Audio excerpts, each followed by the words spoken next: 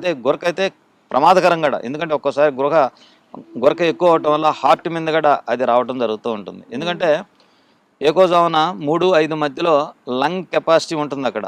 ఆ టైంలో మనకు కొంచెం ఆక్సిజన్ కూడా తక్కువ ఉంటుంది. ఆ టైంలో సరిగ్గా ఆక్సిజన్ అందకపోయినప్పుడు లంగ్ వల్ల హార్ట్ అటాక్ వచ్చే ఛాన్స్ కూడా ఎక్కువ ఉంటుంది, 3 to 5. అందుకోసం మనం దీన్ని అజాగ్రత్త చేయడానికి లేదు, ఖచ్చితంగా చేసుకోవాలి. కానీ ఇది లావోళ్ళ సన్నవాడు అంటే అందరికీ వస్తుంది గురక, ఒకరికి ఇటు అటునే లేదు. దాన్ని ఏదైనా మనం ఈ ప్రక్రియలో మనం చేసుకోవటం చాలా చాలా ముఖ్యమైన విషయం. గురక అనేది ఒక రకమైన ప్రమాద సూచికే.